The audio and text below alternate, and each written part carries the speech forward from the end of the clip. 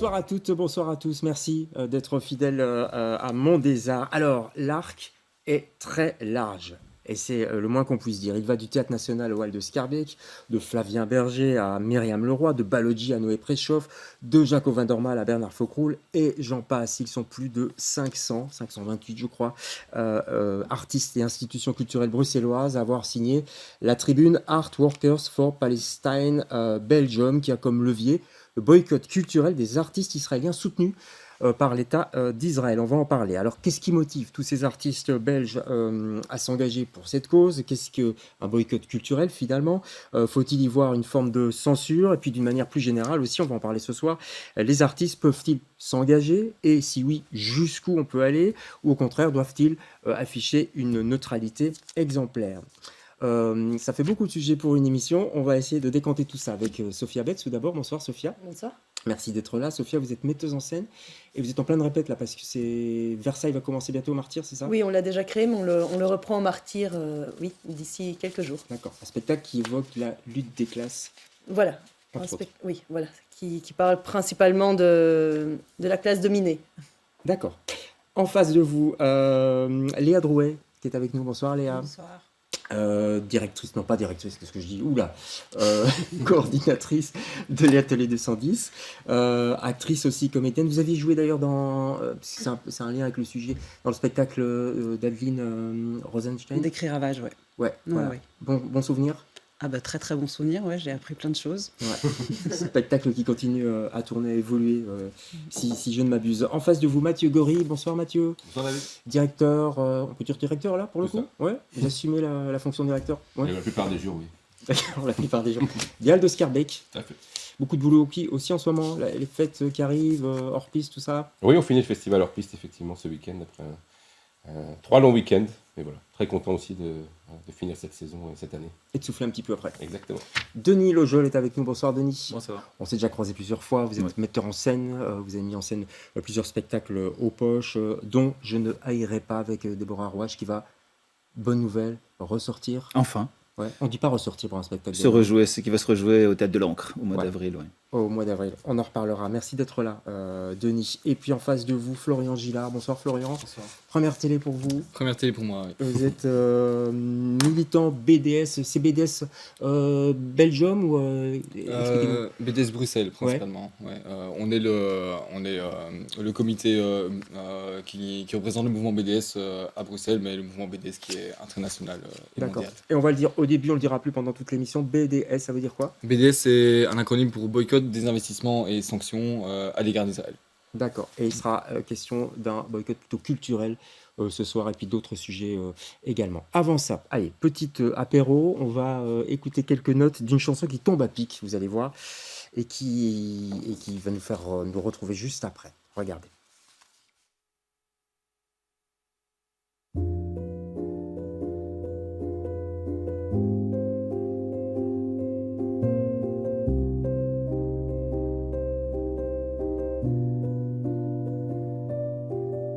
Est-ce qu'il nous incombe de réparer un peu le monde?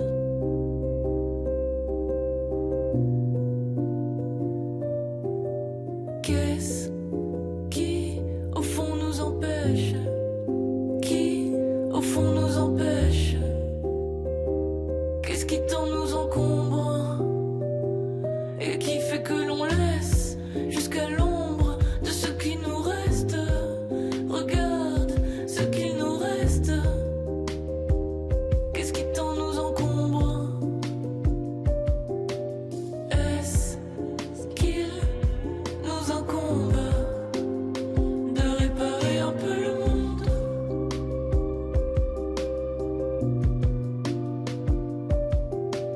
Qu'est-ce qui, au fond, nous empêche?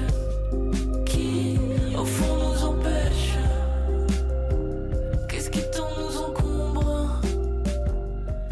Voilà quelques notes de cette belle chanson de Léonie Pernet, Réparer le monde. Est-ce que artiste, c'est un petit peu réparer le monde, Sophia?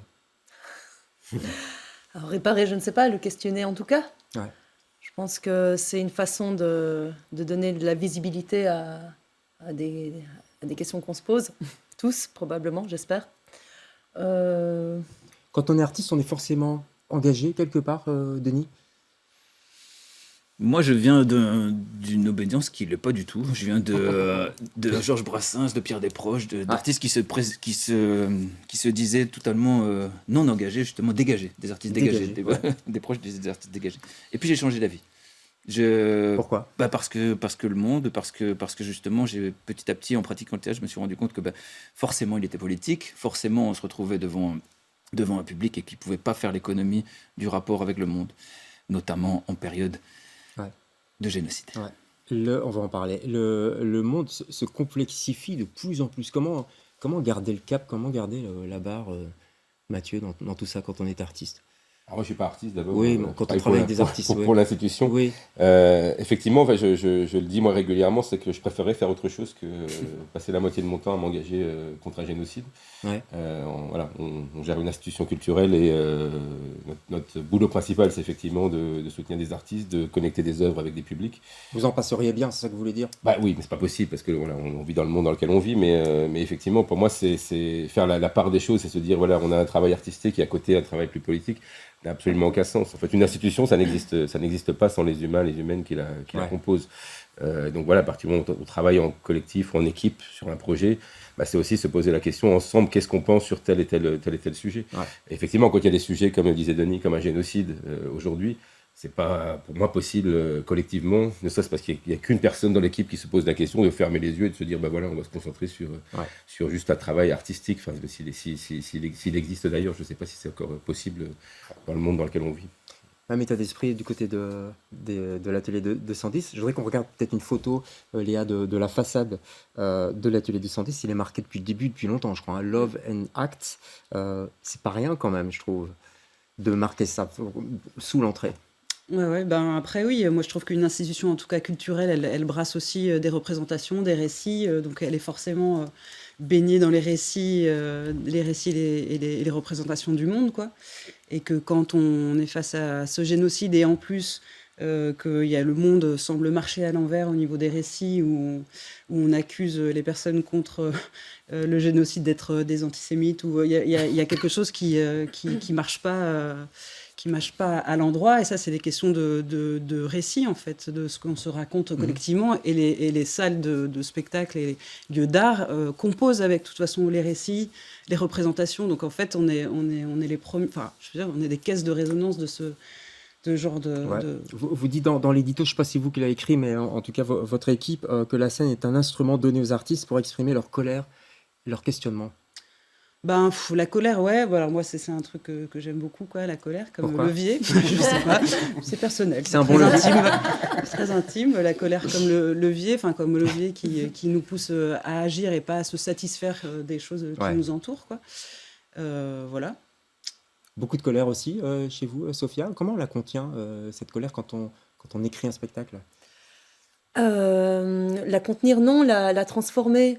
Voilà, chez moi, c'est par l'humour très noir probablement. Ouais. Mais la dérision, voilà, chez moi, c'est par là que ça passe en tout cas. Mais je pense aussi que ça doit être, c'est un moteur d'action en tout cas. Ça doit l'être, sinon ça nous pourrit d'intérieur. Il faut agir. Ouais. Je pense qu'on est dans un monde où il faut agir. Ouais.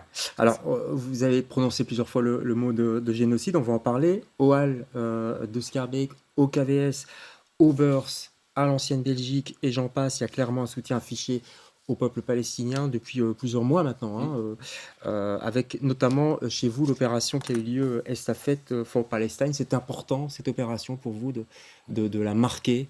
Tout à fait. Alors déjà, Estafette for Palestine, ça vient pas des Halles, ça vient d'une trentaine de collectifs Oui, c'est vrai. bruxelloises Il faut le rappeler. Ouais. qui se regroupent et qui disent voilà, il y en a marre, il faut qu'on fasse quelque chose. Alors à la fois pour ce qui se passe sur le territoire palestinien au Moyen-Orient, mais aussi pour le grand nombre de Palestiniens et Palestiniennes qui sont à Qui Bruxelles. sont chez nous à Bruxelles. Tout à fait. C'était ça surtout. Hein, ouais. Oui, voilà, Aussi.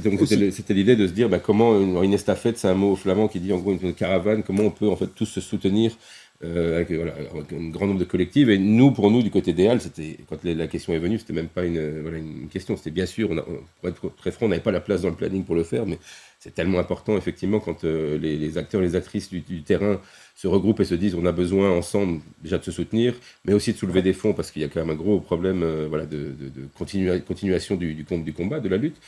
Voilà, je pense que c'est aussi le rôle des Halles de Scarbeck, d'un centre d'art. Alors c'est aussi pour moi, ce qui était intéressant, c'est que c'était un projet artistique, c'était pas uniquement un projet militant. On avait une quinzaine d'artistes qui étaient présents dans le projet, et de se dire que c'est notre rôle aussi, c'est aussi une parole artistique. Alors elle est directement politique, mais en tant que centre d'art, on a tout à fait la place pour pouvoir soutenir ce genre de parole. Artistique, politique, ça se touche quand même, j'ai l'impression, non Denis Lojol, beaucoup dans votre travail aussi. Forcément, oui. J'ai fait un spectacle il y a quelques temps qui s'appelait Je ne haïrai pas. Ouais, magnifique spectacle. Qui parlait d'un médecin palestinien qui avait exercé à la fois en Israël et en Palestine. J'ai eu le malheur à la dernière de mettre une pastèque au fond de ma scéno et de dire 2-3 mots pour avoir une pensée pour les gens qui se faisaient massacrer à Gaza. Et j'ai reçu des lettres envoyées à la direction en disant que c'était antisémite, que c'était inacceptable de prendre le public en otage là-dessus. Bon, voilà, que dire d'autre? Je veux dire, on peut se défendre comme on veut à partir du moment où il y a une telle inadéquation entre ce qu'on fait et l'appel à arrêter le massacre et les réactions que ça suscite, parce que là, on est en train de faire cette émission et on est sans doute plutôt du même avis un peu tous, mais il faut savoir qu'on n'est pas la pensée dominante, on est dans une forme de résistance au monde actuel. Le monde actuel écrabouille les Palestiniens, le monde occidental particulièrement, et il y a une pensée dominante qui est tout à fait contraire à ce qu'on défend, c'est-à-dire une pensée qui n'est pas du tout humaniste, mais au contraire coloniale, et pour le coup expansionniste. Je voudrais juste revenir 2 secondes sur ce sentiment que peut-être certains ont eu d'être pris en otage quand ils vont voir un spectacle.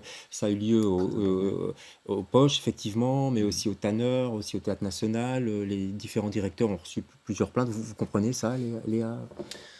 Je le comprends pas, mais en fait, je comprends que l'État israélien, il cultive l'amalgame juif et sioniste, que du coup, ça cultive ici l'amalgame entre antisionisme et antisémite, que je comprends aussi que cette parole-là, qui désigne des personnes qui soutiennent le peuple palestinien comme des antisémites, c'est une parole de droite aussi, d'extrême droite, parfois de gauche islamophobe, et que c'est une parole qui est politiquement utilisée en fait pour faire taire les voix antiracistes, les voix de gauche antiracistes.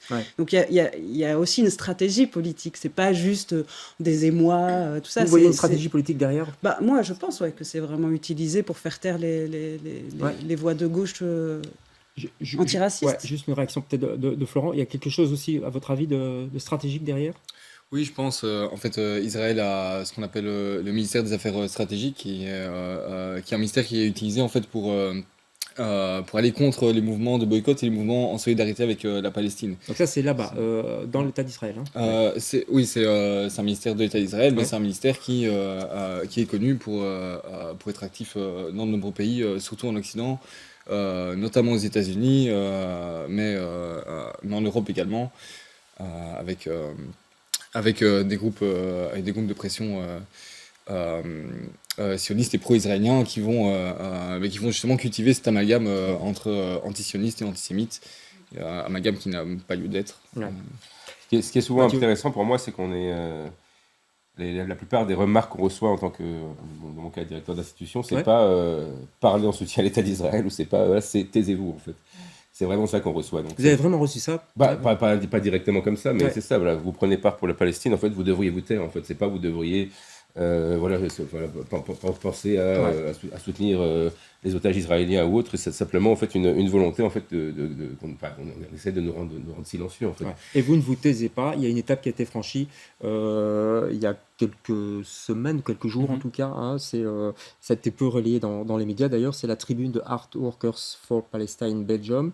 C'est une position plus radical, puisque là c'est carrément un appel à boycotter les artistes israéliens qui seraient subventionnés par l'État d'Israël. C'est bien ça, on est d'accord? C'est ça, c'est une question de conscience.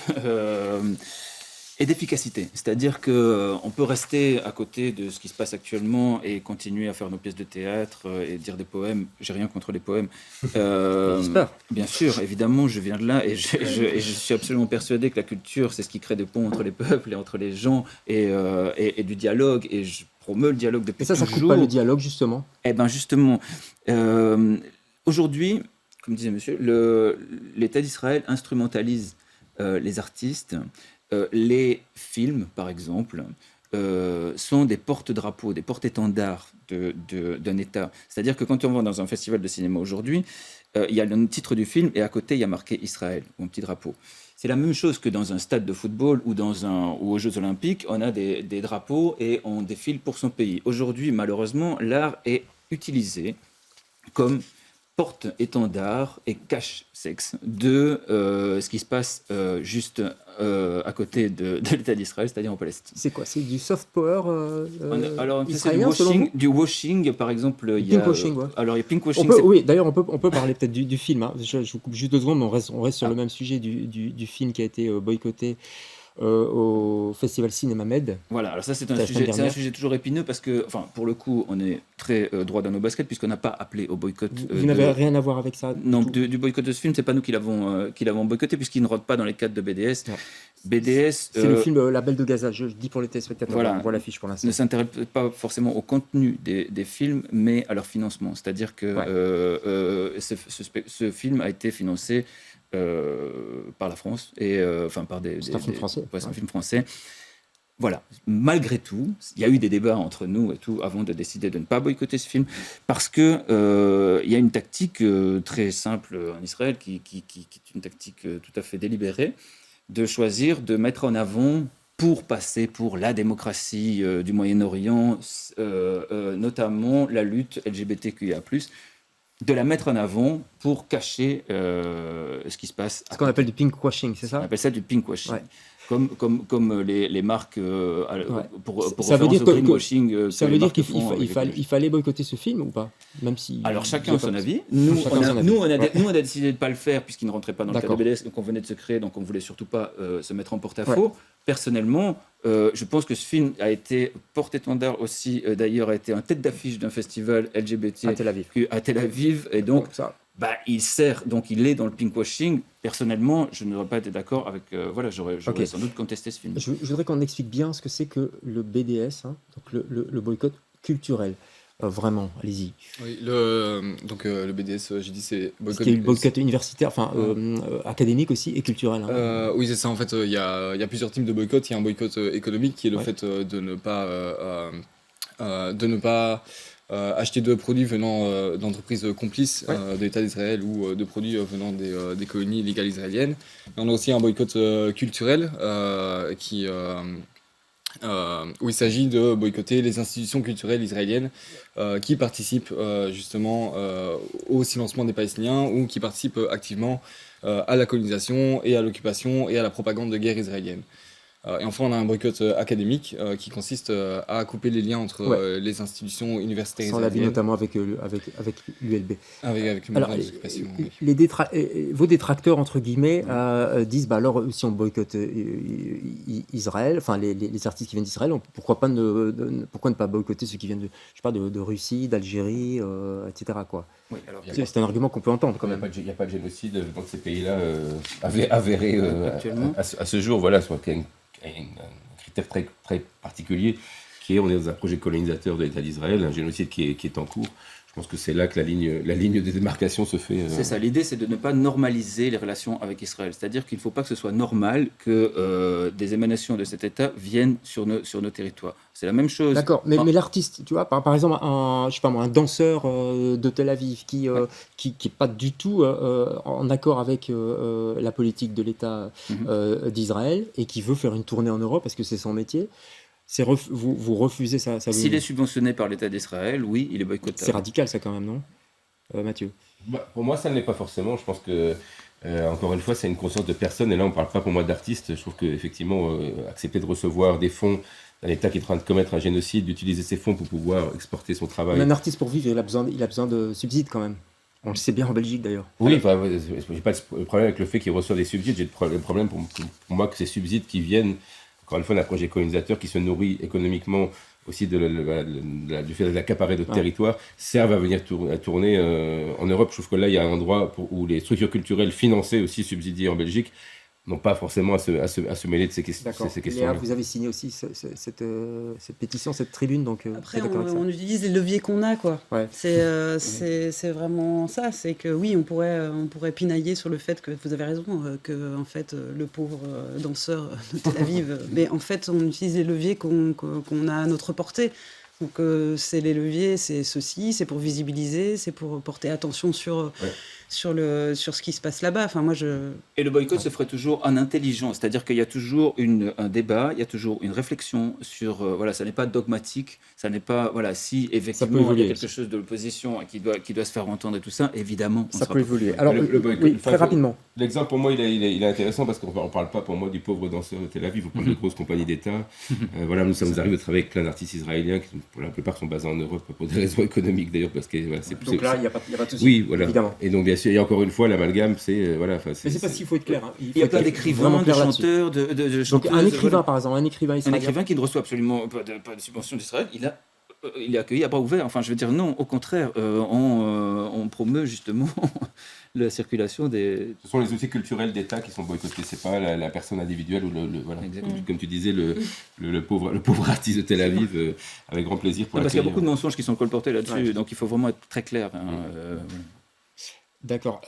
Vous élargissez ça aussi, hein, si je lis bien votre argumentaire, à toutes les luttes contre la dépossession et la violence coloniale à travers le monde. C'est écrit vraiment noir sur blanc. Tout à fait, c'est une prise de conscience globale d'une décolonisation des esprits. Je donne un exemple toujours. Aujourd'hui même, il y a eu 35 morts à Gaza. Ça va faire 2 petites lignes dans les journaux. Si demain une roquette tombe à Tel Aviv et qu'elle fait 35 morts, ça sera en première page. Ça, c'est important de le dire. Je voudrais qu'on parle de l'engagement des artistes aussi de manière plus large. On va regarder un extrait de Versailles, un court extrait. Hein. C'est le spectacle qui va se donner au Martyr, signé à la mise en scène de Sophia Betts. Regardez. Et surtout, n'oubliez pas que dans l'enceinte du château, on sourit sans les dents. Et surtout, n'oubliez pas que dans l'enceinte du château, on sourit.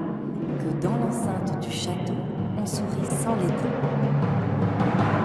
L'enceinte du château, on sourit sans les dents du château. On sourit sans les